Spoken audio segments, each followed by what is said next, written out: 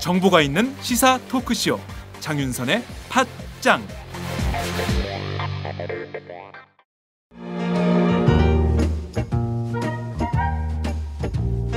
여러분은 지금 행복하신가요? 그렇다면 우리 사회도 행복할까요? 나는 그럭저럭 행복하다고 말할 수 있을 것 같은데 두 번째 질문에도 자신 있게 네라고 말할 수 있을까요? 무엇이 나뿐만 아니라 우리까지 행복하게 만들까요? 우리도 행복할 수 있을까는 오연우 오마이뉴스 대표 기자가 행복지수 1위 국가 덴마크를 심층 취재해 그들이 행복한 이유를 분석한 책입니다. 오연우 기자가 들려주는 생생한 사례와 깊이 있는 통찰. 이 책은 모두가 행복한 세상을 만들기 위해 우리가 무엇을 해야 할지를 제시해줍니다. 오마이북이 만든 책, 우리도 행복할 수 있을까?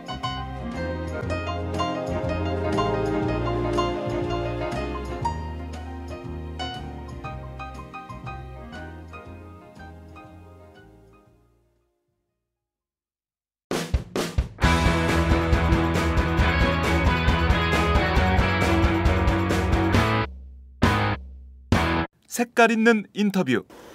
색깔 있는 인터뷰 시작하겠습니다. 메르스가 아직 완전히 가지 않았는데 녹조가 왔네요. 지난 5일 트위터에 올라온 2장의 사진과 함께 실린 이 글 기억하십니까? 누구의 말일까요? 지난 6월 심야 브리핑으로 정부의 메르스 대응 방향을 180도 바꿔버린 남자가 있습니다. 바로 박원순 서울시장인데요. 오늘은 저희 팟짱팀이 7월의 심야에 시장 집무실을 습격했습니다. 제 앞엔 바로 박원순 서울시장님께서 앉아 계십니다. 시장님 반갑습니다. 예, 아이고 네. 너무 심야에 초청을 해서 죄송합니다. 네, 제가 좀체 잘 얼지 않는데요. 오늘은 살짝 앞이 씹혔어요. 그만큼 쫄았나?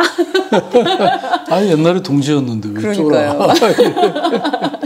지난해 9월 24일에 시장님 첫 번째로 모시고 인터뷰하고 무려 10개월 만에 다시 모시게 됐습니다. 그때는 저희가 강남의 무슨 그 행사장에서 시장님 인터뷰를 했었는데요. 그렇구나. 네, 그때는 가을이었고 지금은 이제 여름의 한중턱에 모시게 됐습니다. 우선 저희 팟짱 애청자들을 위해서 인사 한 말씀 부탁드릴게요. 그러니까 팟짱이 그렇게 오랜 세월 동안 인기를 누렸다는 얘기네요. 예. 축하드리고요. 사실 지금 이제 언론이 참 많지만 언론다운 언론은 또 적잖아요. 그런데 우리 장윤선 기자는 사실 가장 늘 정론과 늘 용기 있는 기사를 쓰셨던 분이고 제가 이렇게 오늘 또 초대돼서 얘기 나눌 수 있어서 너무 기쁘고 행복합니다. 네. 갑자기 너무 민망해가지고요. 말이 안 나왔습니다. 어찌됐든 심야에 서울시청에 이렇게 남아서 집무를 하신다는 것도 아마 서울 시민들 아시면 깜짝 놀라실 일이 아닐까라는 생각이 좀 듭니다. 저희가 인터뷰를 하는 시각이 지금 9시 52분인데요. 밤입니다. 불과 20분 전까지도 일정을 소화하고 계셨어요. 저희가 바깥에서 기다리고 있었는데요. 도대체 하루 일과가 어떻게 되십니까? 하루 일정을 도대체 몇 개 정도 소화를 하세요? 예, 근데 오늘은 좀 특별한 날이고요. 네. 평소에는 사실 집에 일찍 갑니다. 아, 진짜요? 예, 왜냐면 내가 이렇게 오래 있으면 우리 직원들 힘들잖아요. 보통 한 6시, 7시 나가서 저녁 보통 같이 먹는 그런 약속 하나 하고 나면 이제 집에 가면 한 9시, 늦어도 한 10시는 가고요.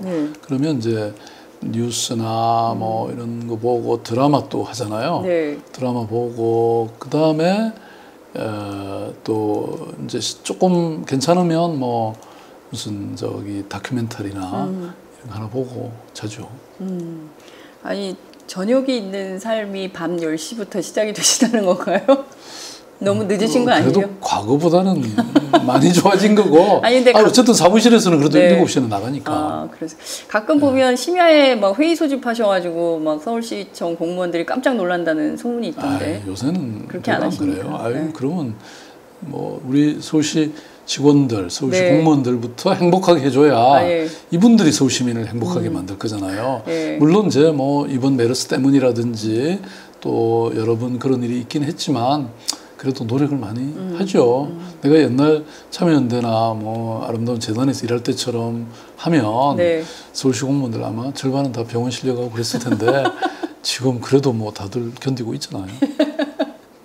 그래도 일은 제가 많이 시켜요. 그러니까요. 네. 예, 그 고통 가운데 즐겁다는 말은 하시지만 굉장히 그 피골이 상접한 굉장히 업무에 찌들어 있는 이런 표정이긴 하더라고요. 시장님, 저희가 되게 오랜만에 오마이뉴스가 시장님 집무실에 찾아왔는데요. 새로운 벽이 하나 생겼습니다. 이 벽은 어떤 벽입니까? 지금 이 파일들이 너무 많아져가지고 네. 요거를 하나 더 확대를 해야 되겠더라고요. 그래서 이제 요 뒤에 가시면 네. 그 일종의 창고 같이 그 다음에 밑에 레일을 달아가지고 네. 도서관처럼요? 그렇죠. 그렇게 만들어서 파일을 좀 더 많이 꽂을 수 있게 네. 그렇게 만들었습니다.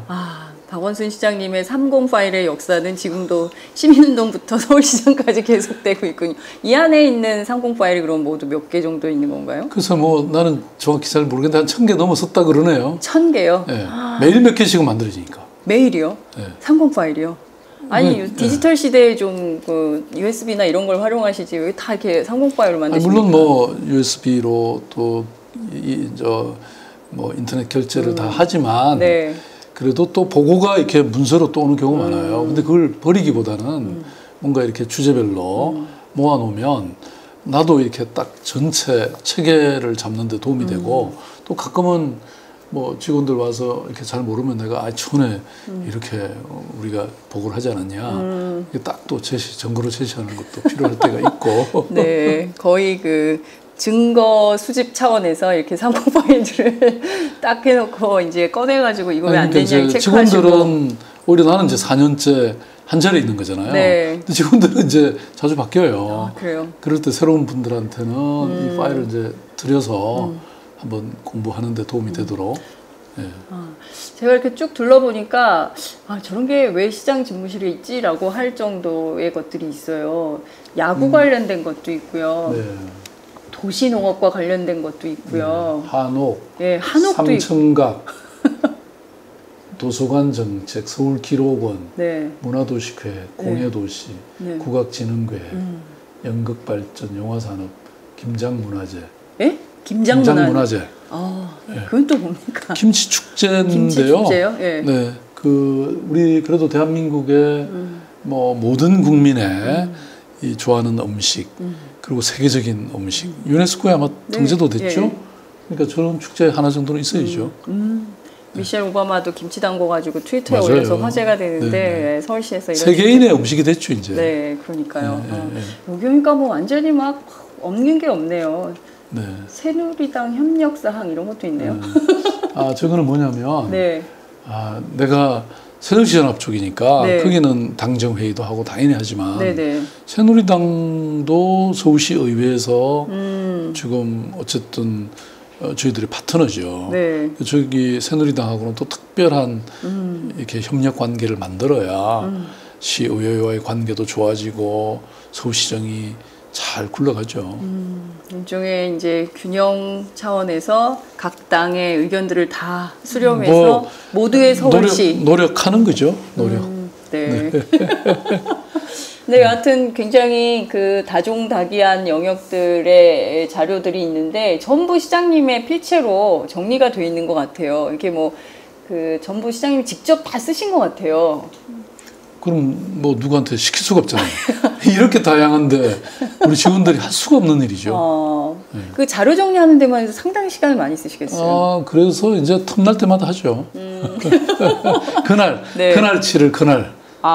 내일로 미루지 마라. 왜냐면 그러면 이제 자꾸 쌓이니까. 네. 지금도 좀 쌓여 있잖아요. 네. 그래서 그렇군요. 가능하면 보고받으면 적시로 가서 딱 거기 가서 꽂아 놓는 게 좋아요. 그렇군요. 완전히 무슨 일기 쓰듯이 행정을 일기 쓰듯이 하시네요. 예, 그래서 아마 나중에 저게 서울시립 역사박물관 같은 데 가면 아마 한 시대에 네. 모든 논의사항들이 이게 다 있잖아요. 그죠? 그러네요. 예, 아마 큰 역사적인 자료가 될 텐데 뭐 원치 않으면 내가 가져가고 그냥. 왜냐면 내가 또 책을 써야 되니까. 그러면 한 주제가 저게 네. 한 파일이 책 한 권이죠. 네. 시장님 뭐 지금 시장님 하시기도 바쁜데 시장 이후에 또 저 책 써야 될 일까지 이거 쓰시면서 동시에 하시는 건 아니시겠죠? 그러면 안 되지. 서울시가 그 정도는 네. 한가한 자리는 아니니까요. 근데 이제 그래서 내가 별에서 온 그대. 이제 아까 집에서 드라마를 계속 본다 그랬잖아요. 네. 그걸 다 봤거든요. 진짜요? 네. 그랬더니 그 도민준이가 400년을 살았잖아요. 그래서 나도 400년을 저렇게 살아야 되는구나. 그래서 왜냐면 이거 다 하려면 정리하려면 400년을 살아야 되잖아요. 800년을 사셔야 될 것 같은데요, 네. 저도 알고. 네. 근데 내가 별에서 온 시장은 시장이에요. 그래요? 네. 서울 특 별시장이죠.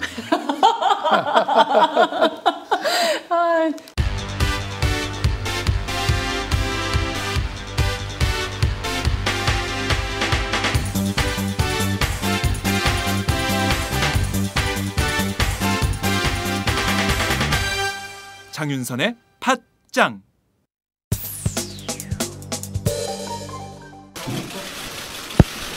네, 우선 이렇게 밤늦은 시간에 우리 기자 여러분들 불러내서 송구한 생각입니다.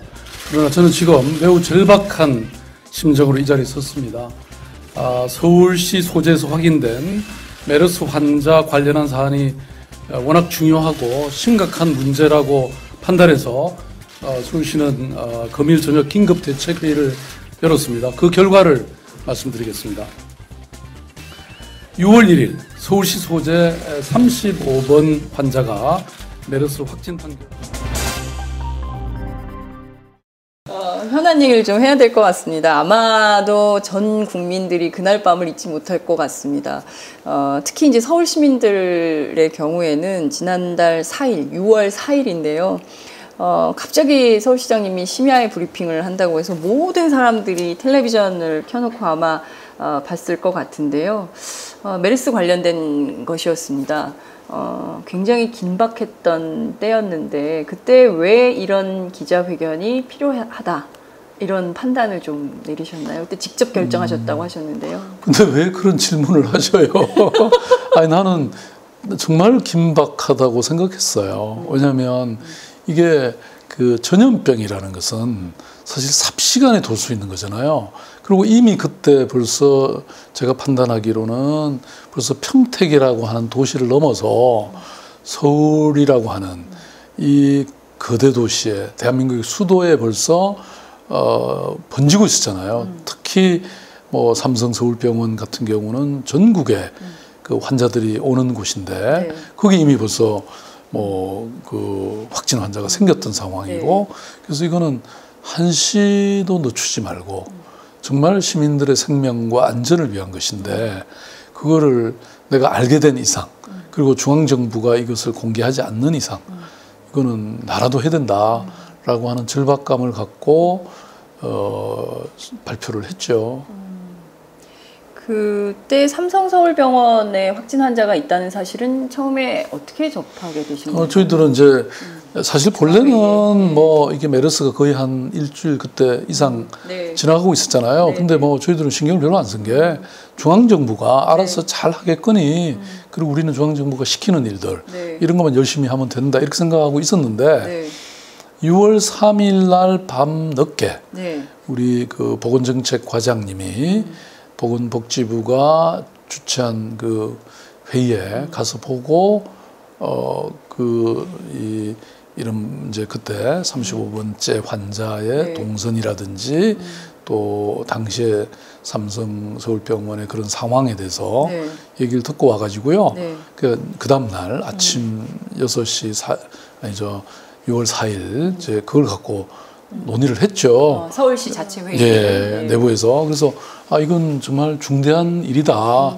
그런데 이제 중앙정부에 그러면 이걸 빨리 국민들과 함께 공유하는 게 좋겠다. 네. 왜냐하면 그 시민들이 알아야 내가 이 병원에 다녀왔으니까 나도 조심해야지. 네. 그리고 증상이 있으면 바로 자가격리를 하든지 아니면 보건소에 가서 이 검진을 받을 거 아닙니까? 네. 근데 모르면 자기가 그 발열이나 이런 증상이 있는 상태에서 사람들 마구 만나고 다니면 그게 그 당시만 해도 뭐 사실 이게 지역 전염이 오히려 된다고 하는 네. 생각들이 많았잖아요. 네. 그래서 이거는 용납하기 어렵다. 그렇게 이제 생각을 했는데 중앙정부가 별로 좋지도 않지 하고 네. 또 안 하겠다고 그래서 이제 제가 그날 6월 4일 저녁 6시에 네. 보건복지부 장관님한테도 네. 그런 요구를 했고 네. 그다음에 질병관리본부장님한테도 얘기를 해서 네. 일단 그 역학조사 보고서라도 좀 달라. 네. 그래서 그게 온 게 8시고요. 그다음에 두 번째 통화할 때는 그래서 내가 이거 중앙정부가 안 한다면 우리가 해야 되겠다라고 했더니 그러면 하시라고 네. 그렇게 얘기를 했죠. 네. 그래서 이제 저희들이 부랴부랴 했죠. 네. 근데 그 다음에 나온 정부 반응은 박 시장님의 그런 기자회견이 부적절했다라는 입장이 굉장히 강하게 나온 것 같은데요. 근데 뭐 말은 그렇게 하셨지만 또 네. 우리가 요구한 대로 다 하셨잖아요. 상황은 좀 그렇게 되긴 했죠. 네, 네. 그런데 그 35번, 35번째 환자의 경우에 시장님의 기자회견 뒤에 바로 프레시한 인터뷰 또 TV조선 인터뷰를 통해서 반박을 하면서 본인은 그렇게 뭐 마구잡이로 막 돌아다니는 일도 없고 뭐 이렇게 반박을 했습니다. 그런 입장에 대해서는 좀 어떻게 보십니까? 근데 어쨌든 저는 네. 그 환자에 대해서는 어찌됐든 미안한 마음이 있죠. 왜냐하면 그때 그 발표로 인해서 물론 저희들이 그 35번째 환자가 누군지 뭐 네. 신분이나 이런 걸 전혀 얘기하거나 또 그분의 뭐 어떤 인격이나 뭘 이렇게 훼손할 생각은 추호도 없었던 것이고요. 네. 그리고 익명으로 얘기한 거니까. 네. 근데 이제 그럼에도 불구하고 어쨌든 본인으로서는 뭐 본인이 나중에 알게 됐겠죠. 네. 그리고 그것에 따라서 뭐 마음의 상처가 뭐 있었을 수 있고 그리고 그런 것에 대해서는 제가 그 직후에 네. 또 그런 사과라고 할까 이런 말씀을 드린 적이 있고요. 네. 근데 어쨌든 뭐 그 당시는 저희들은 절박한 느낌에서 빨리 이것을 알려야지 이 접촉 가능성이 있었던 네. 많은 사람들이 조금 더 안전해지지 않을까 이런 생각이었고요. 그리고 실제로도 이제 그 당시에 이 동선이 네. 저희들이 그날 6시에 네. 아니 8시에 그걸 받았다고 말씀드렸잖아요. 네. 그래서 그거 보고 저희들이 깜짝 놀란 게 어쨌든 그게 이제 보건복지부 질병관리본부에서 만드는 것입니다. 근데 보통 이 메르스라는 게 이제 유증상, 증상이 있을 때 이 전염이 된다는 겁니다. 근데 그게 이미 그 5월 29일인가 그날 벌써 가벼운 기침과 네. 이런 게 있다고 그게 써져 있었고요. 그리고 네. 30일 날 이렇게 저 재건축 조합도 네, 갔었고 또 31일인가에 또 뭐 이렇게 몇 군데 다녔던 네. 우리가 그래서 그 격리 조치를 다 했잖아요. 네. 그래서 그런 것들이 분명히 그렇게 나와 있었기 때문에 네. 어쨌든 우리는 보건복지부가 작성한 거니까 그걸 토대로 그 해서. 팩트는 뭐 우리가 그렇게 믿을 수밖에 없었고 네. 그것에 기초해서 발표를 했던 거죠. 그러니까요. 지금 당시 상황을 좀 돌이켜 놓고 보면 그때는 뭐 이게 메르스가 돌고 있긴 한데 어느 병원이라고는 하는데 이게 어딘지는 모르겠고 그래서 막 시민들이 소위 이제 집단 지성을 발휘해서 막 병원 지도도 만들고 막 그렇게 하던 때였는데 그때 중앙정부는 계속 비밀주의로 일관하면서 근데 뭐 괴담 유포자에 대해서 처벌하겠다 이렇게 강도 높은 처벌을 막 예고를 했었거든요. 그래서 사람들이 굉장히 뭔가 굉장히 궁금한 게 많은데 왜 저러지? 뭐 이런 상황이었어요. 근데 그 상황에서 시장님께서 딱 이 발표를 하면서 상황이 굉장히 바뀐 것 같습니다. 당시의 중앙정부는 왜 그렇게 봤을까요? 그 사태가 이게 별거 아니다. 진짜 그렇게 봤을까요? 뭐 그건 중앙정부 가서 물어보시고요. 근데 이제 저희들 생각에는 어쨌든 제가 왜 그런 말씀을 드렸잖아요. 네. 투명성이야말로 이 전염병의 특효약이다. 그다음에 또 말하자면 늦장 대응보다는 그야말로 이 과잉 대응이 오히려 낫다. 예. 사실은 우리가 평택의 그 병원에서 이미 잡을 수 있었던 것을 우리가 놓쳤잖아요. 네. 근데 그게 계속 미적되고 그러면 사실 저는 그 1번 환자, 1번 첫 번째 환자, 또 14번째 환자, 뭐 나중에 왜 이른바 슈퍼 전파자라는 분들, 그리고 모든 환자들이 이분들도 희생자들이죠. 왜냐하면 자기도 몰랐잖아요. 네. 자기도 모르는 이게 메르스 병인지도 모르는 상태에서 이분들이 뭐 이 병원 저 병원 가고 그런데 마치 이분들이 부도덕한 사람들인 것처럼 저는 그건 전혀 아니라고 봅니다. 오히려 네. 정부가 이것을 빨리 알려줬으면 아니 본인들이 그러면 아마 스스로 여러 가지 조치를 취했겠죠.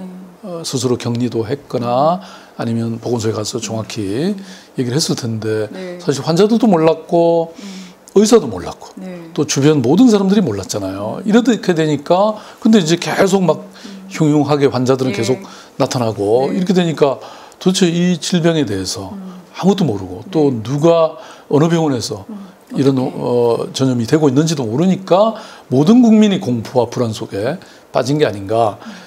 그리고 저는 사실 제가 6월 4일쯤에는 야 이게 걷잡을 수 없이 퍼지겠구나 이런 심각한 두려움을 스스로 가졌어요.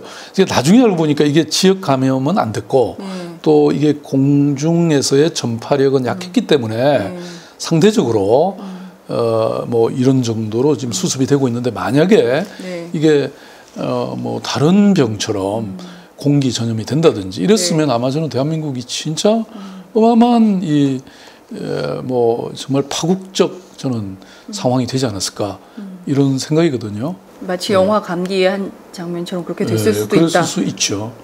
예.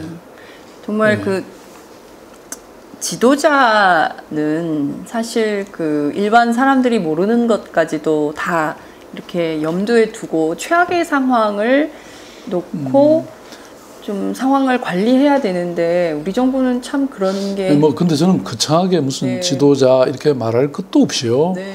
기본 상식이잖아요. 그러니까 이게 그 전염병이라는 말이죠. 감염병이라는 이게 어떤 경로로 불특정 다수인들에게 삽시간에 전파될 수 있는 것이 네. 바로 전염병이잖아요. 그래서 이게 국가 전염병으로 정해놓고 여러 가지 조치를 취하는 것들도 바로 그런 것인데 저도 사실 뭐 제가 감염병 전문가도 아니고 그렇지만 상황이 딱 판단하면 이것은 결국은 이런 아주 네. 공개, 공유, 정보의 공유, 그다음에 시민들의 협력을 얻어서 이거는 말하자면 막을 수밖에 없다. 이런 판단은 저는 뭐 누구나 할 수 있는 상식이라고 생각했고요. 근데 그걸 이제 정부가 제대로 안 한 상태에서 그렇지만 제가 그렇게 발표하고 또 그러고 난 다음에는 이제 사실 연이어서 계속 네. 정부도 사태의 심각성을 그때서야 알고 이제 어쨌든 공개도 하고 병원 공개도 하고 네. 다 공개주의로 갔죠. 말씀하신 대로 정말 그 당시에 제일 그 사람들이 시중에서 세간에서 많이 나온 얘기는 도대체 누가 대통령이냐 뭐 이런 얘기들이 막 돌아다녔습니다. 그러니까 뭐냐면 지금 정부는 괜찮다고 그냥 뭐 중동 감기 정도다 이렇게 대통령은 말씀하셨지만 그렇게 볼 일이 아니다. 과잉 대응해야 된다. 이렇게 막 하면서 리더십도 굉장히 많이 비교가 되고 뭐 이렇게 됐었던 것 같은데요.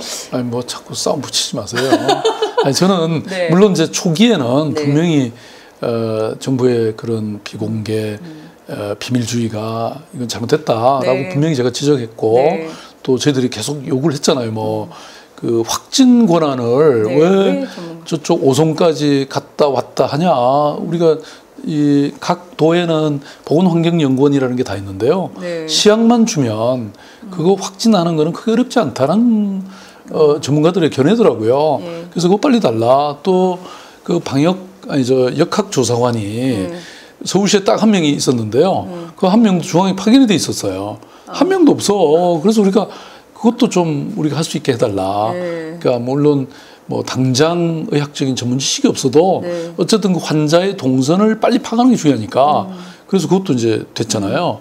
그다음에 시도지사 회의 한번 열어달라. 뭐 제가 요청했던 것들이 다 사실 바로바로 됐습니다. 네. 그러니까 이제 그런데 그렇게 되면서 그런 이 체제로 되면서 그러면 우리가 중앙정부하고 갈등할 필요가 없죠. 그래서 굉장히 저는 협조적인 자세를 취했고요. 그리고 그 후에는 뭐 우리가 모든 게 다 잘 정리가 돼 갔죠. 네. 네. 말씀하신 대로 지금 상황은 조금 좀 이제 종식을 좀 선언해도 되는 단계로까지 좀 뭐 아직은 장담하기는 어렵고요. 네. 근데 이제 대체로 잡혀가는 분위기인 걸 맞고 네. 저는 그것은 사실 시민들의 협력과 의료인들의 헌신 때문에 가능했다고 보거든요. 네. 사실 뭐 정부는 이런 뭐 여러 가지 그 후에 조치들을 취하긴 했지만 결국은 이제 격리 환자, 자가 격리된 환자나 이 시민들 중에서 네. 이게 확진자가 나오는 상황이면 이거는 이제 잡혀가는 거거든요. 네. 그러니까 우리가 파악되지 않은 데서 막 이게 터져 나오면 이거는 이제 계속 확산된다는 걸 의미하는 것인데 네.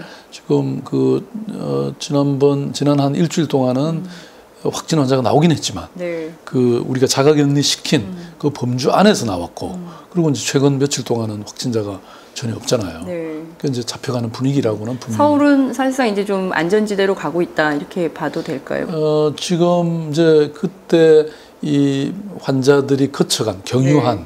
또는 이렇게 발견된 또 치료받은 네. 이런 병원들이 이제 거의 지금 다 그 기간을 이렇게 지나가고 있기 때문에요. 네. 아마 이제 다음 주 초면 이제 분수령일 것 같아요. 네. 그때까지 안 나오면 확실히 이제는 잡혀가는 거고요. 네. 네. 아니, 종식 선언은 본래 그 WHO에 따르면 예. 이 확진 환자가 안 나온 것이 얼마였죠? 8일이었나요? 그게 계속돼야 완전히 종식됐다라고 선언할 수 있고요. 그 전에는 뭐 여전히 우리가 경계는 해야 되는데 그래도 지금 현재 그 상황을 보면 확실히 종식되어 가는 과정에 있다 이렇게 말씀드릴 수 있을 것 같아요. 네. 메르스 초반에 이런 말씀을 하셨습니다. 삼성 서울병원이 국가 방역망에서 사실상 열외 상태에 있었다. 이런 말씀을 하셔서 그 삼성의 문제점을 본질적으로 건드리는 거 아니냐 막 이런 얘기들도 나왔었는데요. 이렇게 보신 까닭은 어디에 있습니까? 사실 그때 이제 저희들은 뭐 제가 이 감염병의 전문가는 아니기 때문에 네. 전문가들을 모시고 여러 가지 상황 판단과 서울시가 취해야 될 조치들을 계속 자문을 받았거든요. 네. 근데 그 중에 한 분인 자문위원이 서울대학교 교수셨는데요. 네. 이분이 그 6월 4일 제가 발표하기 전에 이분들 뵀는데 그 삼성이 가장 큰 진원지가 될 가능성이 많다. 왜냐하면 그 당시 그러니까 14번째 환자가 네. 삼성 응급실에서 네. 2박 3일 있었고 동안. 네. 그때 가장 왕성하게 바이러스를 뿜고 있던 시기였다는 겁니다. 그래서 그때 이미 벌써 거기 진료하던 환자나 의사나 또는 주변에 있는 사람들이 막 확진 환자들이 생기기 시작했잖아요. 그러니까 35번째 환자도 그런 분 중에 한 사람이고. 그래서 또 이 삼성 서울병원이 이 전국적으로 환자들이 오는 곳이잖아요. 네. 그러니까 이게 이제 전파력이 굉장히 강한 곳이라는 거죠. 그래서 여기에 대해서 특별한 조치를 취해야 된다라고 하는 말씀이었어요. 그래서 저희들이 이제 35번째 환자와 그 동선에 대해서 그날 6월 4일 날 그 자가격리 조치를 취한다고 선언했고요. 네. 그러고 나서 계속 이제 삼성 서울병원에 관해서 이 보건복지부와 서울시, 네. 삼성병원 3주체가 네. 협의체를 만들어서 계속 대응을 했어요. 그 이후에. 그런데 그 삼성병원에서 여전히 정보가 안 오는 거예요. 그러니까 왜냐하면 우리는 이제 3자 협의체를 하면 사실상 정보를 다 내놓고 서로 공유하고 글쎄 그걸 계속 요구했죠. 근데 네. 그 정보가 안 왔고 또 보건복지부는 계속 삼성 편을 드는 거예요. 복지부가요? 네, 우리가 네. 이 정보를 요구를 하면 그게 왜 필요하냐고 오히려 중간에서 그래서 이거는 좀 사태가 심각하다. 네. 그래서 내가 이 이거는 보건복지부 선을 좀 넘어서는 것이다. 제가 그것도 또 항의 비슷하게 네. 보건복지부 장관님한테 전화를 했어요. 예. 네. 문영표 장관님 뭐라고 하시던가요? 뭐 그때 이걸 변화시킬 네. 의지를 안 보이셨어요. 그래서 제가 최경환 네. 부총리 그때 총리 대행이셨죠. 네. 말씀을 드렸습니다. 네. 이거는 좀 특별한 조치가 필요하다고. 그래서 이제 나중에 총리실이 네. 장악을 했죠. 그리고 나서 상황이 좀 바뀌기 시작한 겁니다. 그게 정확하게 언제쯤입니까? 그게 지금 제가 날짜는 지금 벌써 네. 기억이 안 나는데, 네. 근데 어쨌든 저희들이 그러니까 6월 4일 선언을 하고 나서 네. 그 다음에 이 삼성병원에 대해서 우리가 요청을 했죠. 그랬더니 지금 이미 그러니까 보건복지부와 삼성병원 사이는 협의를 하고 있었고, 네. 근데 서울시가 이제 끼어 들어간 거죠, 말하자면. 네. 그래서 3자 협의체가 됐는데 네. 여전히 덜 협조적이어서 그래서 우리가 문제 제기를 상당히 심각하게 했고, 그러니까 사실 스스로 폐쇄를 한 거죠. 그날 저녁에 네. 저희들은 계속 보건복지부에다가 이건 조치를 취하지 않으면 서울시라도 할 수밖에 없다라는 네. 얘기를 계속 전했죠. 네. 그랬더니 그날 밤 11시에 네. 삼성병원이 스스로 응급실과 일부 병동을 폐쇄하는 조치를 취했죠. 네. 그것도 아마 서울시가 뒤에 그런 요구를 계속 안 하고 있었으면 네. 뭐 늦어졌거나 네. 안 했을 가능성도 있죠. 완전히 서울시가 지금 NGO처럼 일을 했네요. 뭐 그게 감시자처럼. 아니라, 네. 아니, 아까도 말씀드린 것처럼 그 전문가들조차도 네. 이게 중대하다고 말했기 때문에 네네. 저희들이 그런 조치를 안 취할 수가 없잖아요. 제가 이 감염병에 관한 법이라든지 네.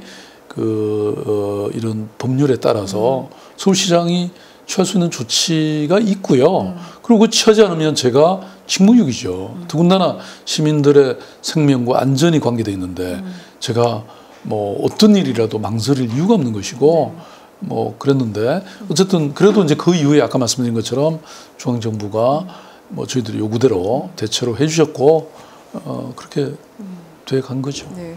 복지부가 왜 삼성 편을 들었는가에 대해서는 좀 알아봐야 될 것 같은데요. 정말 저희들이 취재를 좀 해봐야 될 것 같습니다. 도대체 왜 그런 일을 한 것인지. 그런데 정작 삼성병원의 감염내과 과장은 국회에 출석해서 국가가 뚫렸다 이렇게 말을 했어요. 그것 때문에 많은 시민들이 깜짝 놀라기도 했는데요. 시장님께서는 삼성병원 감염내과 과장의 이런 발언에 대해서 좀 어떻게 보셨습니까? 글쎄요. 근데 뭐 어쨌든 저는 누구의 책임을 네. 따지거나 그런 것에 앞서서 네. 아무튼 그 당시에 이 삼성병원의 응급실에서 지금 뭐 많은 지금 확진 환자들이 나왔잖아요. 그리고 저희들의 관심은 또 그 응급실만이 아니라 혹시나 여기 있었던 사람들이 또 전국에 퍼져갔고 또 거길 다녀갔던 환자의 가족들이 네. 또 여러 활동들을 하고 있었고 또 거기에 왔던 의사들이 그 응급실에서 치료했거나 아니면 그 옆에서 치료한 이 의료진들이 네. 또 이렇게 전염시켰을 가능성 이런 것 때문에 어쨌든 이걸 막는 게 중요하니까 네. 예컨대 그 137번째 환자 같은 경우도 그분이 이제 이송요원이었잖아요. 네. 근데 그 이송요원이었는데 이분이 그야말로 뭐 이렇게 응급실에서 병실로, 네. 병실에서 실험실로 이게 계속 왔다 갔다. 그게 그 당시에 70회인가 이분이 다녔다는 거 아닙니까? 그리고 뿐만 아니라 이제 정부가 보내온 역학 조사 보고서에는 뭐 그냥 이 자동차를 자가용을 타고 다녔다. 네. 그 다음에 뭐 거의 집에만 있었다 이렇게 되는데 저희들이 또 여러 가지 제가 혁신적인 이 어떤 이 역학 조사 방법을 저희들이 개발을 했어요. 그게 신용카드를 통해서 네. 이 사람이 그러니까 신용카드로 요새 다 다니잖아요. 뭐 교통카드도 하고 예. 또 어디 갔는지를 다 확인하니까 예. 이분이 지하철 타고 다니시더라고요. 그 다음에 또 뭐 동네 마트도 가고 네. 약국도 가고 또 심지어는 보람의 병원도 갔어요. 이분이. 그때 자기 아들이 어디 다쳐서 가서 그래서 저희들은 그 다 곳곳을 다 찾아가면서 자가격리를 다 시켰죠. 네. 심지어는 그 이 보람의 병원은 아예 폐쇄를 했죠. 네. 응급실을. 그랬죠. 네. 네. 그러니까 좀 어떻게 보면 정말 정부의 지방 정부로서의 역할을 진짜 충실히 하나하나 꼼꼼히 다 따져서 했던 것을 지금 평가받고 있는 게 아닌가라는 생각이 좀 제가 본래 드는데요. 꼼꼼하잖아요. 네, 저도 그것은 잘 알고 있습니다. 삼성병원 관련해서 비정규직들에 대한 지원, 전수조사 이런 것들. 그게 이제 137번째 네, 7번 환자인데요. 네. 이분이 그러니까 이송요원인데 네. 비정규직이었어요. 네. 근데 뭐 아니 저는 정규직이나 비정규직이 그게 중요한 게 아니고 네. 근데 이분은 이제 삼성이 관리한 그 말하자면 대상자 속에 포함이 안 돼 있었던 거죠. 그래서 그러면 나머지 비정규직들도 그 관리를 안 했을 가능성이 많기 때문에 삼성이. 그 명단을 빨리 내놔라. 그러면 우리가 그걸 전부 빨리 그 하겠다. 동선을 조사를 해서 네. 자가격리들을 쫙 시켜가야 되잖아요. 네. 그래야 우리가 더 이상 확산되는 걸 막을 수 있으니까 네. 뭐 그렇게 됐던 거죠. 네. 네. 정말 공공의 역할이 어떤 건지 이번 시장님 인터뷰를 통해서도 저희 애청자들이 확인을 하고 있을 것 같은데요. 작년에는 세월호 참사가 있었습니다. 그래서 많은 국민들의 가슴을 아프게 했었는데요.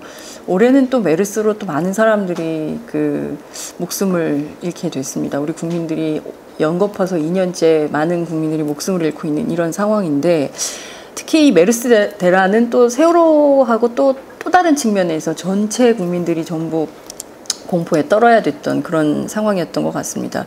이번 메르스 대란을 쭉 겪으면서 이것이 한국 사회에 남긴 것들 어떤 것이라고 생각하십니까? 또 시장님 개인적으로도 이번 사태에서 정말 많은 교훈을 또 얻으셨을 것 같은데요. 예, 그 사실은 저는 뭐 그 울리백의 네. 그 위험 사회라는 책을 보면서 지금 말하자면 이런 어떤 근대 국가가 형성되면서 또 이런 대도시들이 만들어지면서 우리는 늘 그런 위험 속에 살고 있는 것이거든요.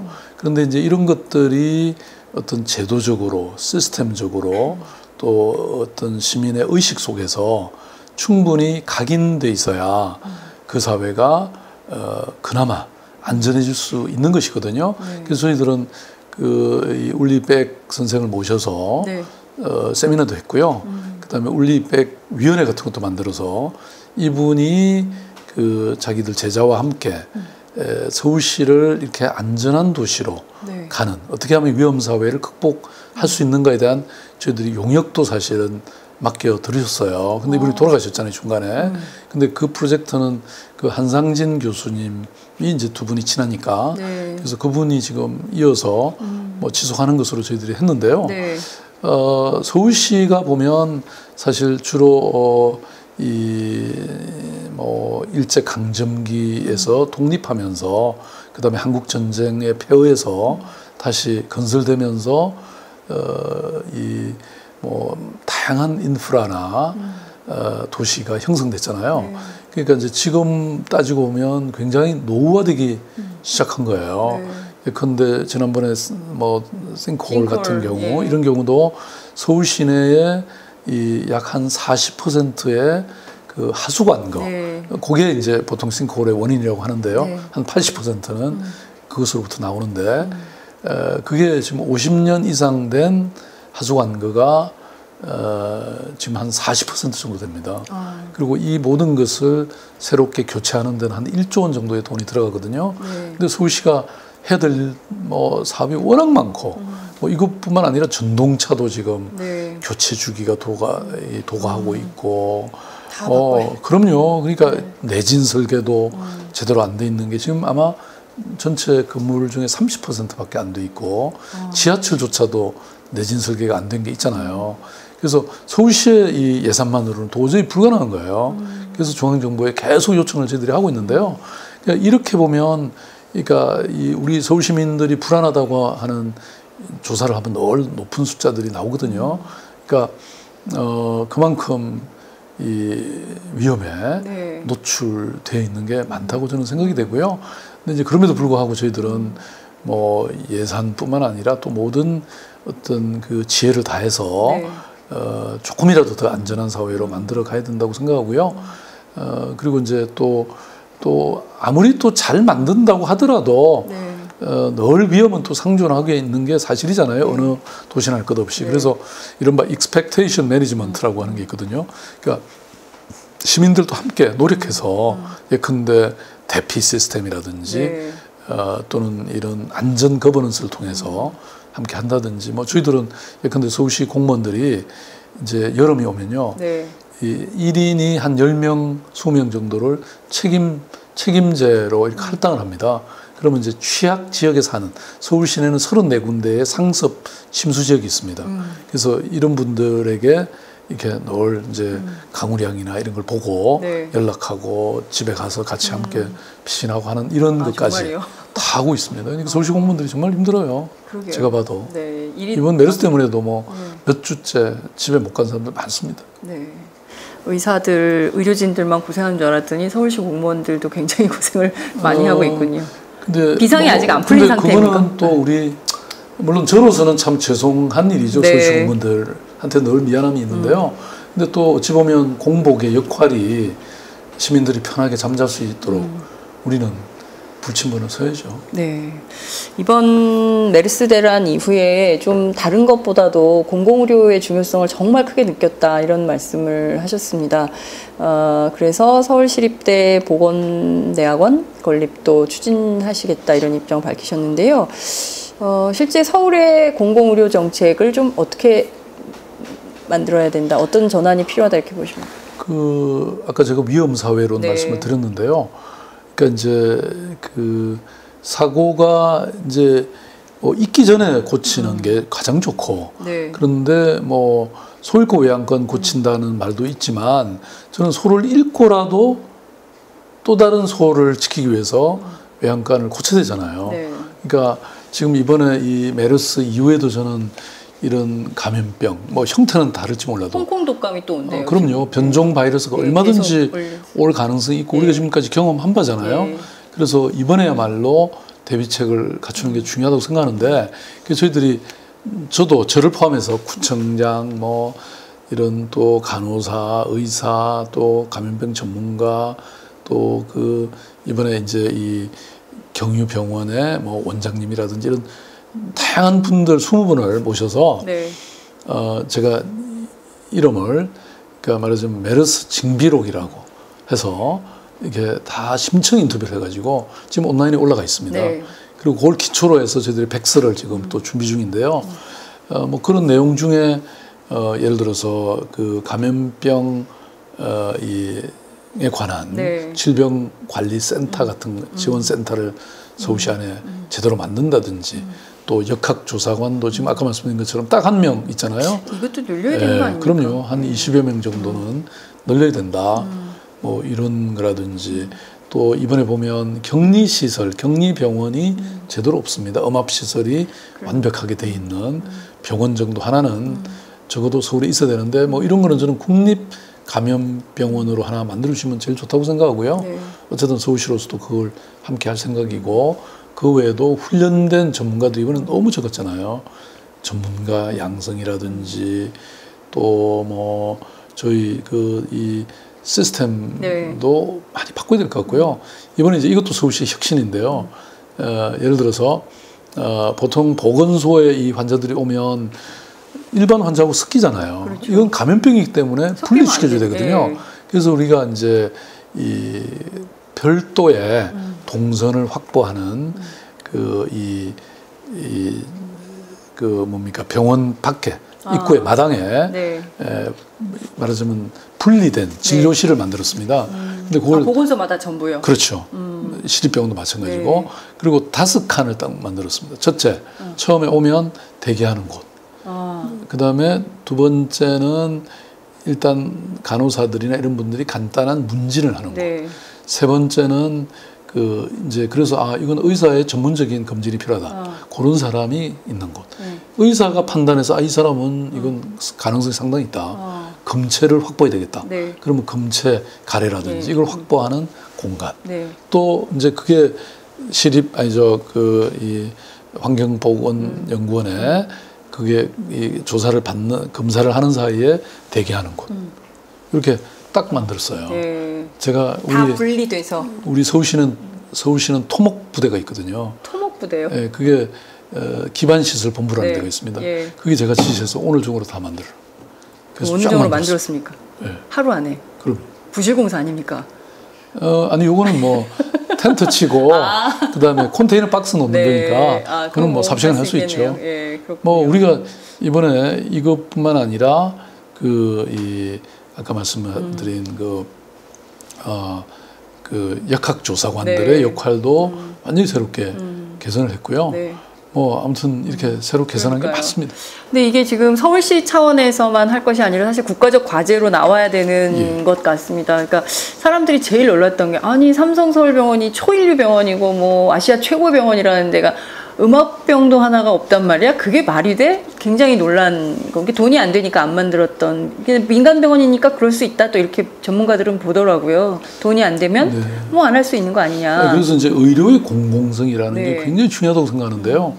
이번에 물론 이제 거점 병원이라고 해서 민간 병원조차도 사실상 동원을 한 셈이죠. 네. 근데 사실은 그렇게 되면서 막 이렇게 섞이는 바람에 국민들이 굉장히 불안해했잖아요. 네. 그래서 이런 일이 있을 때는 감염병의 이런 환자들만 별도로 완전히 격리해서 치료하는 네. 이런 병원이 있어야 됩니다. 그래서 이제 이번에도 다행스럽게 서울시는 시립병원이 14개가 있잖아요. 네. 그중에 시립의료원 같은 데는 이번에 뭐 가장 많은 환자를 치료한 곳이죠. 그다음에 서북병원은 이렇게 이제 격리한 그 사람들 중에서 네. 집에 있기가 좀 애매한 사람들 또는 대기한 그 확진을 대기하는 사람들 네. 이런 사람들이 거기 또 제일 많이 가 있었고요. 그래서 이번에 서울 시립병원들이 굉장히 역할을 많이 했고요. 네. 그 과정에서 의사들, 간호사 선생님들이 진짜 고생했죠. 서울의료원에 그런 것들이 많이 생긴다라는 얘기도 들었는데 서울의료원도 좀 혁신적으로 바뀌는 겁니까? 새롭게 지어지면서 뭐 그 병원이 굉장히 좋아질 거다 이런 얘기가 막 있던데. 아니 지금 이미 제일 좋죠. 왜냐하면 환자 안심 병원이라 그래서요. 네. 지금 이번에 사실 이런 감염병이 많이 확산되게 된 원인 중에 하나가 말하자면 가족들이 다 환자 한 사람이 입원하면 네. 그 사람 간호도 해야지, 밥도 뭐 어쨌든 먹여야지. 그러니까 가족들이 다 가 있고 문병도 오고 막 이러니까 그게 사실 이렇게 번진 이유 중에 하나거든요. 맞아요. 그래서 서울시는 이미 환자 안심병원이라 그래서 서울시 의료원은 네. 서울의료원은 지금 뭐 100% 환자 안심병원입니다. 그러니까 거기는 보호자 없는 간호사 병원. 그렇죠. 네. 보호자 없는 네. 병원. 네. 간호사들이 다 하고. 이렇게 간호도 하고 다 네. 하고 있죠. 간병은 네. 다 하고 있죠. 특히 역학조사 관련해서는 역학조사가 왜 이렇게 결과가 안 나오지? 그랬더니 전문가 몇 분이 그런 얘기를 하시더라고요. 역학조사 결과가 안 나오는 게 문제가 아니라 역학조사가 이루어지지 않고 있다는 게 문제야. 이런 얘기를 해서 정말 기자들이 놀란 적이 있었는데요. 정말 심각한 문제인 것 같아요. 어떤 이런 감염병에 대한 기본적인 관리 체계 자체가 안 돼 있는 게 이번에 드러난 거 아니냐. 이런 얘기도 나오거든요. 그러니까 이제 매뉴얼이라는 게 뭐 없었던 건 아닌 것 같은데요. 네. 그게 잘 지켜지지도 않았고 또 이런 상황에 맞지도 않았고 그랬던 것 같고요. 그래서 아까 제가 메르스 징비록이나 메르스 백스가 네. 이렇게 저희들 같은 지방정부 차원에서도 만들어지고 네. 중앙정부 차원에서도 만들어지고 그리고 백스만이 아니라 그것이 주는 교훈들을 또 실천을 해야죠. 그래서 뭐 이번에 아마 예산이나 이런 게 좀 반영이 돼서 네. 이거는 확실히 해야 되지 않을까. 서울시도 뭐 중앙정부와 협력해서 우리 서울시가 해야 될 일은 네. 할 생각입니다. 네.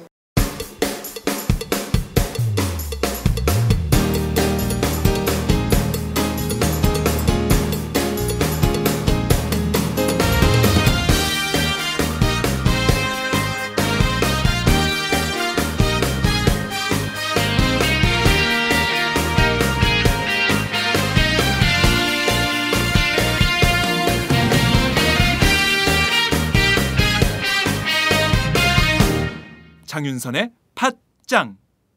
지난 5일 시장님 트윗이 화제가 좀 됐었는데요. 메르스 이게 가지도 않았는데 또 녹조가 왔구나.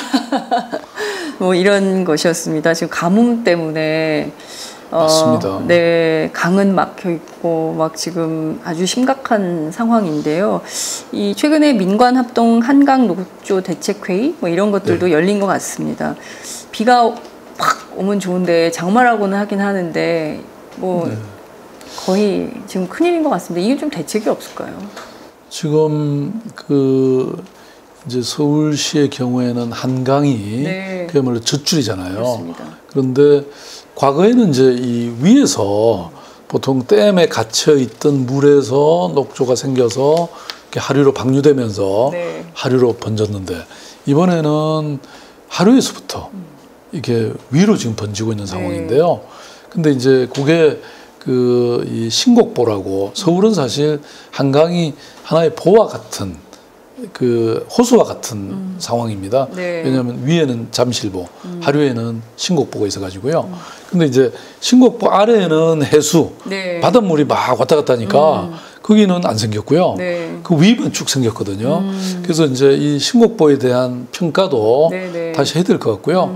이제 서울시는 그동안 사실 이 한강의 자연성을 회복하는 게 물의 흐름을 자연스럽게 하는 게 가장 중요하다 그래서 네. 신곡보는 사실 말하자면 이제 폐쇄해야 된다, 없애야 된다 이런 네. 주장들은 해왔는데요. 네. 이게 이제 이 최종적으로는 국토교통부의 권한입니다. 그래서 지금 저희들이 뭐 1차 용역은 했고요, 2차 용역을 해서 이제 그 부분에 대해서 저희들이 결정을 할 상황인데 네. 어쨌든 뭐 지금 원인에 대해서도 아직 충분히 조사는 안 돼 있고요. 그리고 이게 이제 지금 가뭄이 계속되면 네. 계속 더 심각해질 상황인데 이제 걱정이 큰데요. 다만 그래도 이제 시민들이 먹는 또는 사용하는 수돗물에는 지장이 없습니다. 왜냐하면 저희들이 한 1조 원 정도를 지난 뭐 한 5년간 투자해 가지고요. 지금 완공을 했거든요. 그래서 그런 경우에는 아무리 녹조가 있어도 여러 가지 이 물을 걸르는 장치들이 강화돼서 네. 지금은 뭐 전혀 수질에는 지장이 없으니까요. 안심하고 드십시오. 저도 맨날 수돗물 먹습니다. 아리수 먹습니다. 네, 알겠습니다. 네. 지난 1일 기점으로 취임 1주년 맞이하셨는데요. 네. 지방자치 20년 평가에서 우리 지방자치 4점 주셨습니다. 10점 만점에. 왜 이렇게 점수가 짜냐 이런 얘기들도 있던데 한국 지방정치에 대해서 지방자치에 대해서 이렇게 좀 제대로 안 되고 있다 이렇게 보는 원인은 좀 어디 있으신가요? 저는 뭐 지방 정부들은 물론 과거에 이제 민선 자치가 시작된 지가 20년이 됐잖아요. 네. 그 과정 속에 시행착오도 있고 여러 가지 어려움도 있었지만 그래도 20년 전에 비하면 그만큼 이 지방 정부의 자율성 또 여러 가지 노력에 의해서 시민들의 삶의 질은 많이 높아졌다고 저는 보거든요. 네. 근데 이제 제가 왜 점수를 그렇게 박하게 줬냐면 네. 사실은 이제는 좀 맡겨서 일 마음껏 하게 해도 좋을 텐데 네. 지금 중앙정부는 여기 예산과 권한을 안 넘겨주고 있습니다. 지금 보통 제가 이제 이 오할자치다. 오할자치. 네, 반쪽짜리 지방자치다 이런 얘기를 어디 가서 하니까 네. 김관용 경북지사가 옆에 있다가 네. 이분이 하시는 말씀이 무슨 소리냐 네. 이할자치다 이할자치. 근데 그게 정확한 이유가 네. 지금 재정이 네. 그러니까 세수가 8대2로 배분이 됩니다. 그러니까 중앙- 국세는 8을 가지고요. 네. 지방 세수가 2입니다. 근데 일은 반대로 지금 6을 지방 정부가 하고 있고요. 네. 4를 중앙이 하고 있습니다. 네. 그러니까 이건 굉장히 불경행이죠. 네. 그래서 저희들은 뭐 이 4대 6으로 하는 게 가장 원칙이지만 네. 그게 안 된다면 5대 5 아니면 뭐 6대 4까지라도 좀 지방 재정을 좀 나눠달라 네. 이 얘기입니다. 그렇게 되면 저는 기본적으로 국가의 경쟁력은 도시와 지방의 경쟁력에서 나온다고 생각해요. 아니 서울이 일을 잘하면 서울이 뭐 어디 중국으로 도망을 갑니까? 무슨 유럽으로 도망을 갑니까? 결국 서울이 잘하면 대한민국이 잘하는 거잖아요. 그리고 지방 정부가 그 지역 주민들의 삶에 가까이 있기 때문에 네. 가장 잘할 수 잘 알고 있습니다. 잘 아는 사람이 좋은 정책을, 네. 좋은 예산을 편성할 수 있지 않겠습니까? 그러니까 이제 많은 경우에는 네. 지방정부에 밀어주시고 외교와 국방과 치안과 또 이런 중요한 남북관계, 뭐 큰 경제털 네. 이런 것들을 주로 하시면 되죠. 네. 이번에 메르스도 보세요. 그러니까요. 뭐 서울시 포함해서 서울시만 잘한 게 아니거든요. 경기도도 잘하고 충남도 잘하고 다 잘했죠. 이미 그럴 수 있는 역량이 됐습니다. 왜냐면 우리가 무슨 뭐 많은 국제회의도 유치하고 치르고 뭐 이렇게 하고 있잖아요. 저는 서울시 공무원들은 뭐 물론 아직 창의성이나 이런 부분은 조금 제가 늘 또 협치나 혁신이나 이런 거는 조금은 더 우리가 잘해야 된다라고 얘기하고 있지만요. 그래도 세계 글로벌 도시를 만들어 온 그런 경험과 지혜들이 쌓여 있잖아요. 좀 믿어 주십시오. 예, 박근혜 대통령께서 오늘 시장님의 인터뷰를 꼭 들으시고 좀 그 권한인과 예산 배분을 좀 제대로 할 수 있어야 되지 않을까 생각이 좀 드는데요.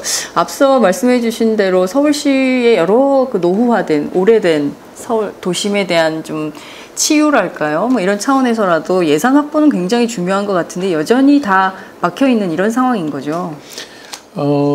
예, 그래서 어렵습니다. 뭐 제가 사실 과거에 서울시장이 네. 국회에 가서 예결산위원회 가서 예결위원들한테 가서 사정을 한다든지 얼굴을 고개를 굽힌다든지 이런 적이 한 번도 없었대요.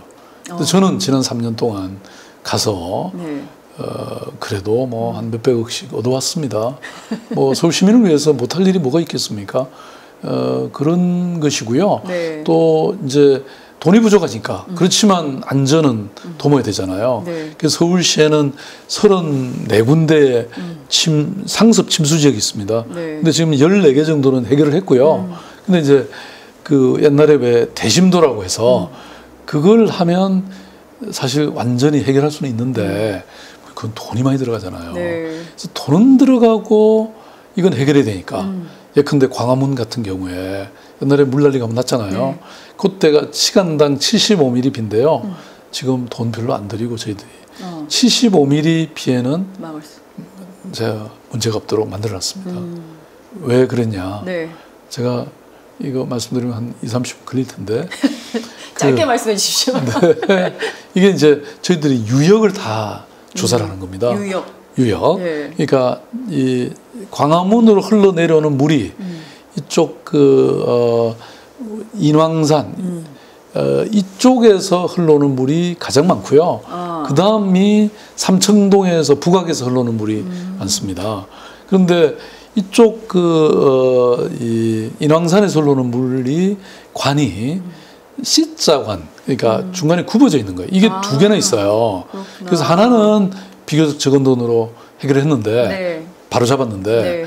그 또 하나는 이게 보니까 몇백억이 들어가는 거예요. 그래서 그거를 C자를 피는데. 그렇죠. 예. 그게 왜냐면 여러 가지 지작물도 있고 막 그러니까 예, 예. 그래서 그거를 그 위에서 저희들이 유로 변경을 해갖고 네. 지금 한국일보사에 있는 네, 그게 네. 이제 삼청동에서 흘러오는 물이거든요.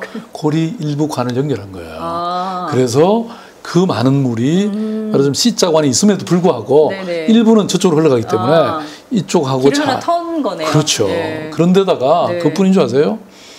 청운중학교 운동장에 가면요, 네. 저희들이 또 땅을 다 팠습니다. 그래서 청운중학교 운동장에. 예, 그게 저류죠. 그러니까 피크 타임에는 그래도 몇십 톤이라도 거기다가 예. 저류를 할 수 있죠. 그다음에 옥상에는 블루가든이라 그래서요, 또 물을 또 저장할 수 있는 네. 공간을 만들었고, 그다음에 세종문화회관 앞을 지나가실 때는 유심히 보세요. 네. 그 옛날에는 그냥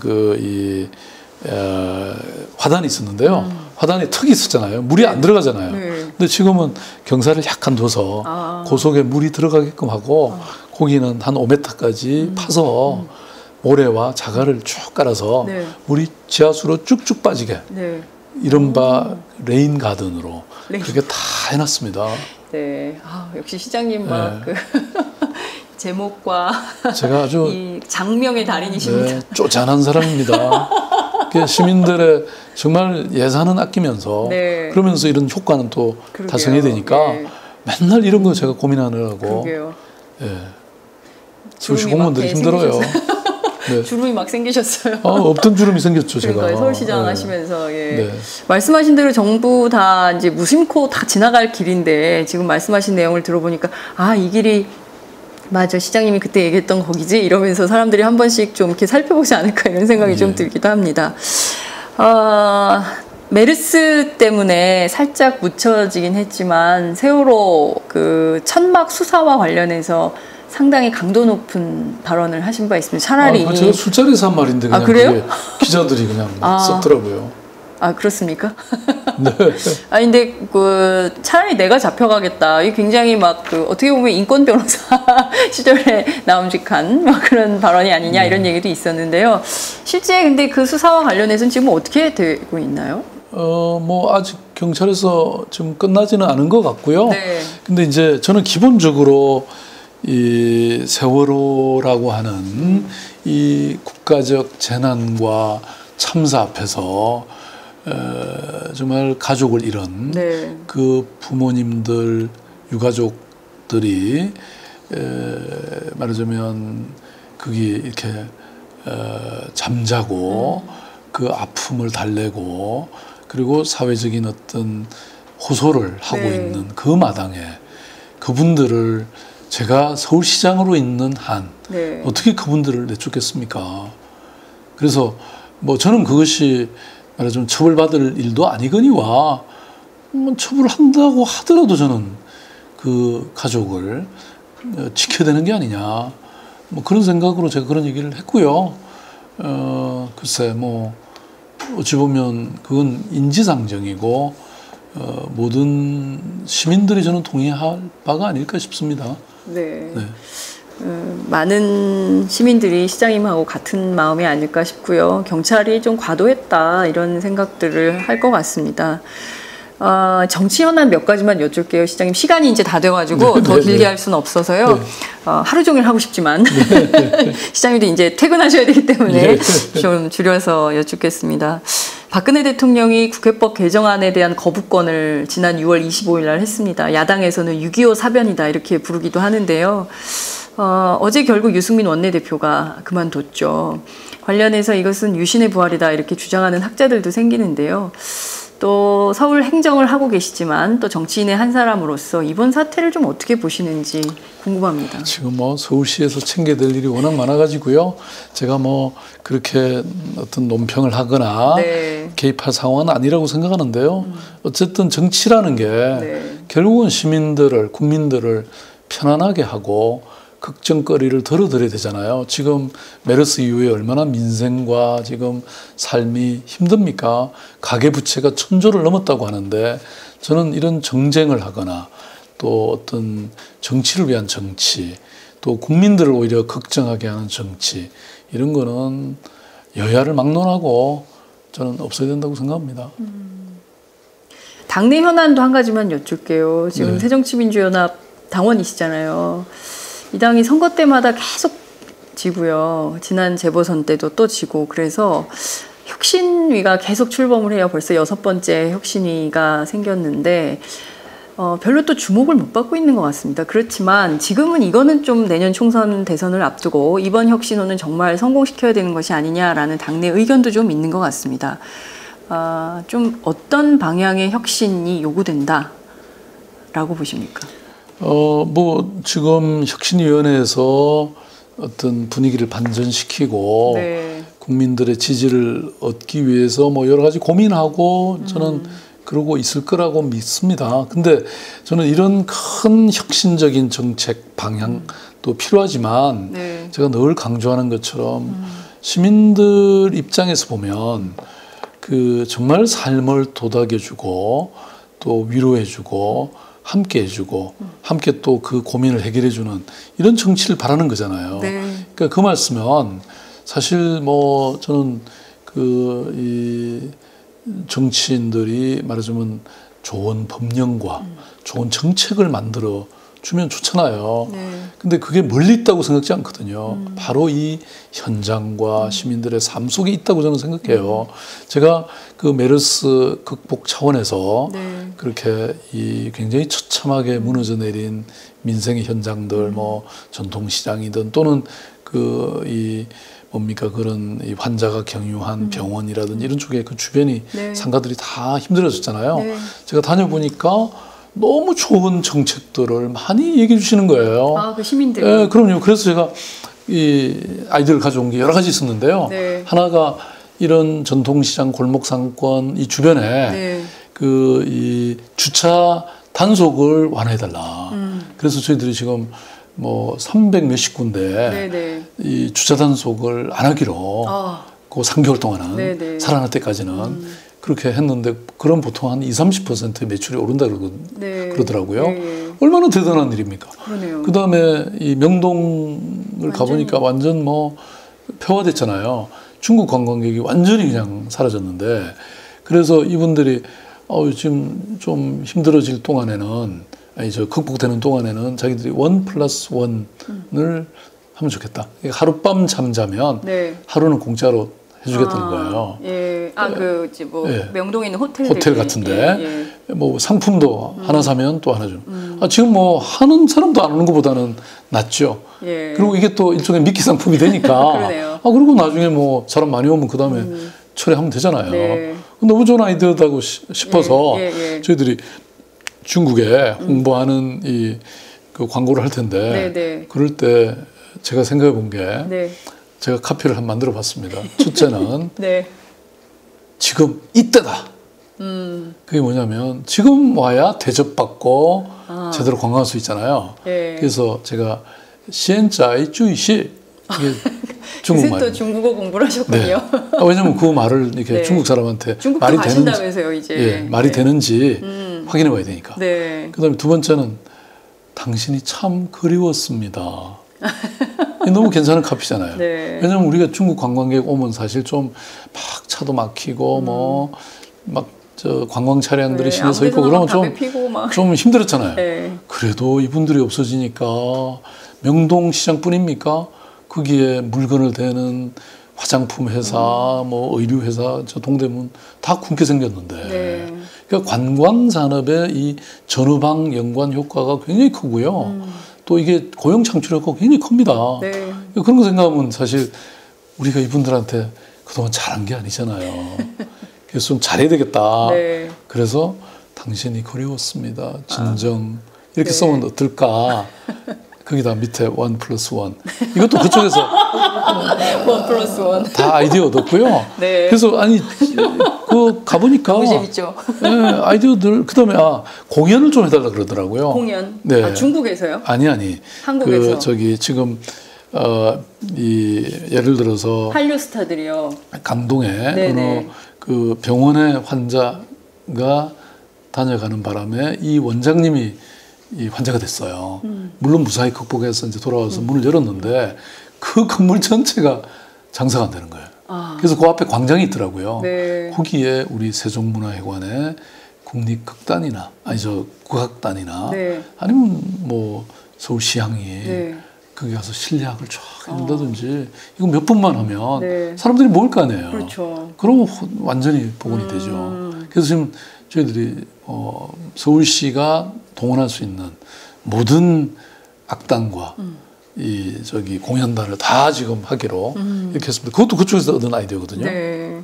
그러니까 뭐 그렇게 정치를 그렇게 좀 하시면 안 되나요? 그러니까요. 현장이 답이다. 네. 늘 오문정답이죠.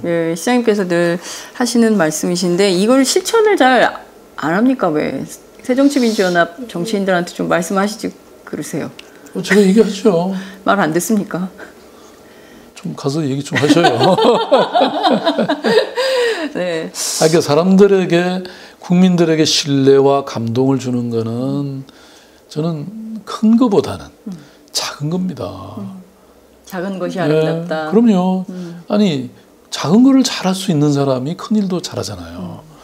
큰 것만 얘기하면 그걸 사람들이 신뢰가 잘 안 가죠. 뻥쟁이 이렇게 생각하실 수 있죠. 네.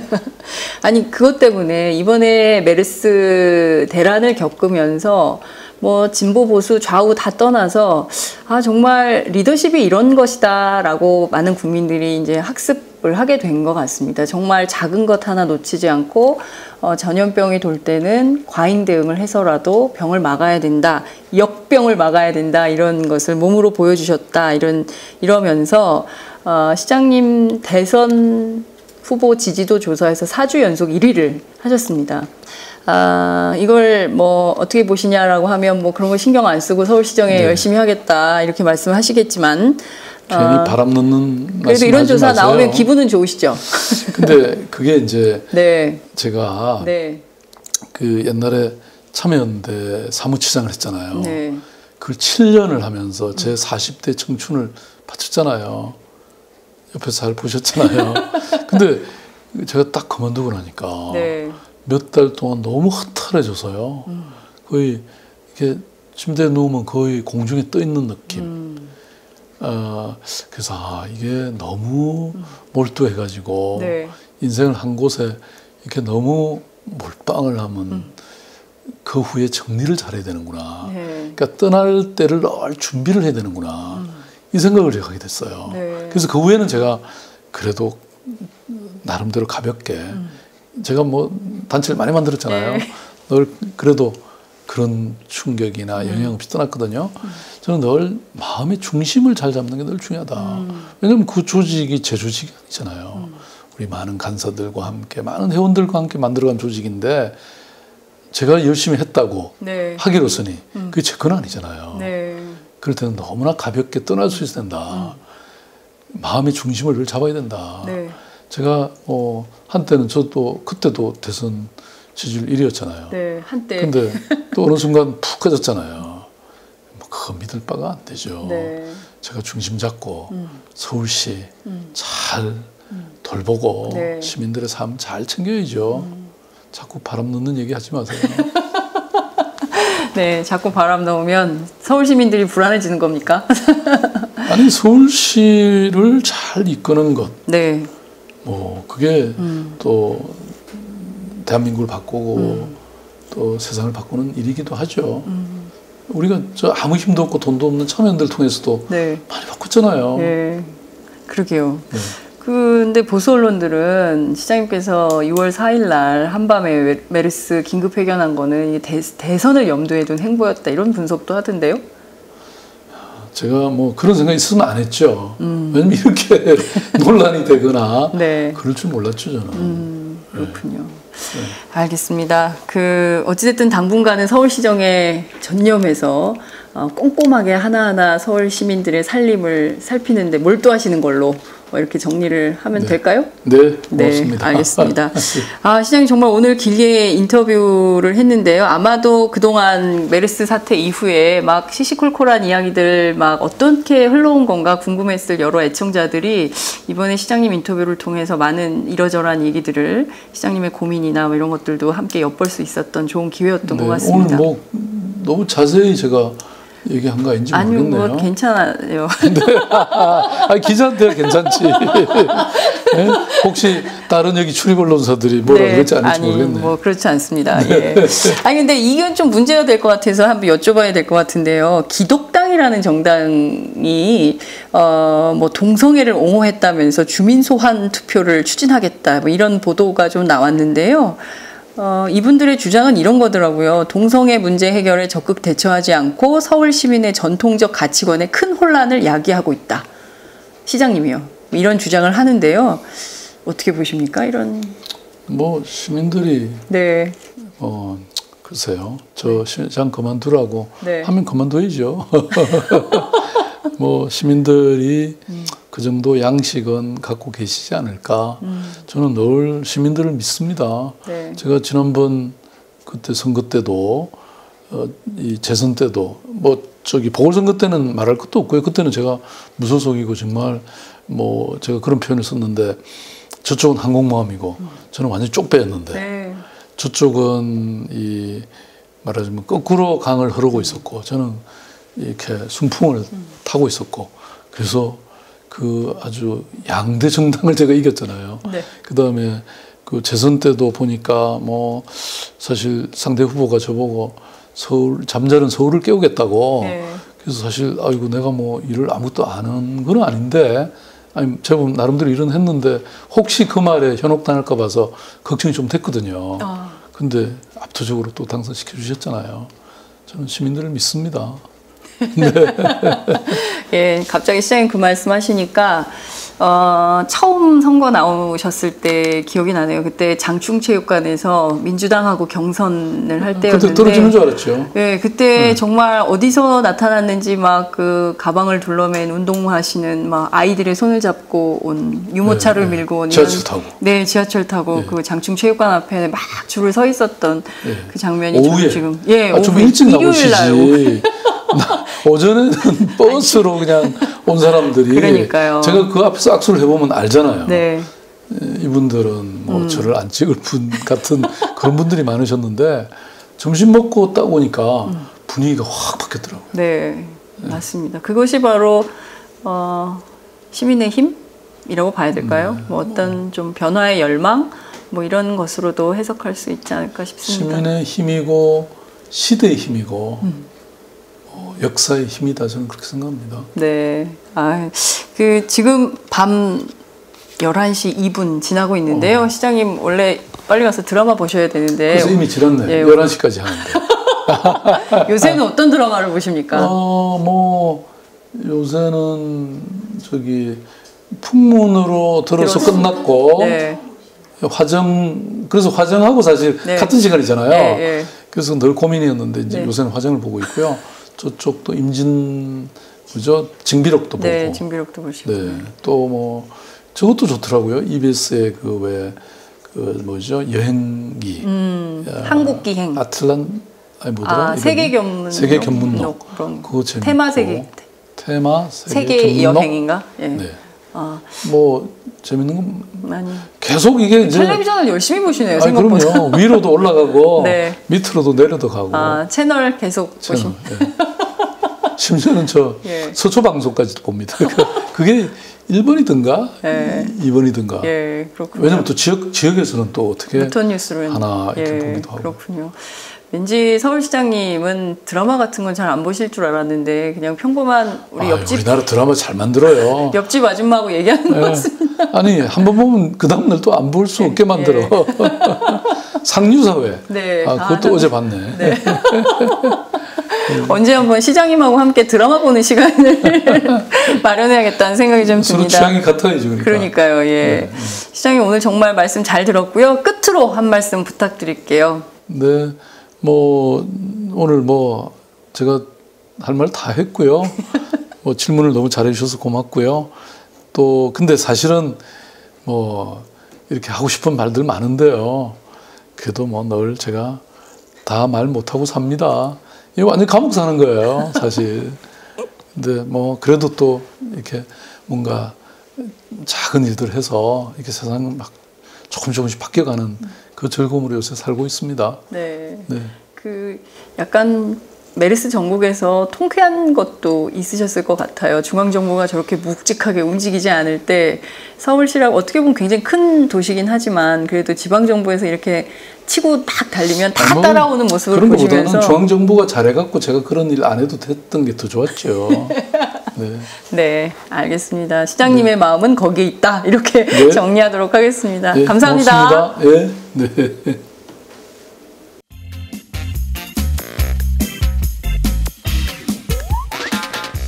매일 정오 여러분의 점심시간 맛있게 씹어드실 뉴스를 보내드리는 장윤선의 팟짱. 매일나 신선한 뉴스를 맛보고 싶으시다고요? 보수 언론이 대충 훑고 지나간 뉴스 그 이면의 진실을 알고 싶으시다고요? 그렇다면 여러분의 곁에 장윤선의 팟짱이 있습니다. 좋아요와 구독하기로 응원해주세요. 포털사이트 검색창에서 장윤선의 팟짱을 치거나 모바일 앱스토어에서 팟빵 클릭 후 장윤선의 팟짱을 들러주세요. 요거 재밌네 할 때는 과감하게 좋아요를 눌러주세요. 여러분의 꼼꼼한 사랑이 팟짱을 키웁니다. 장윤선의 팟짱, 애청자 여러분, 좋아요와 구독하기 꼭 부탁드립니다.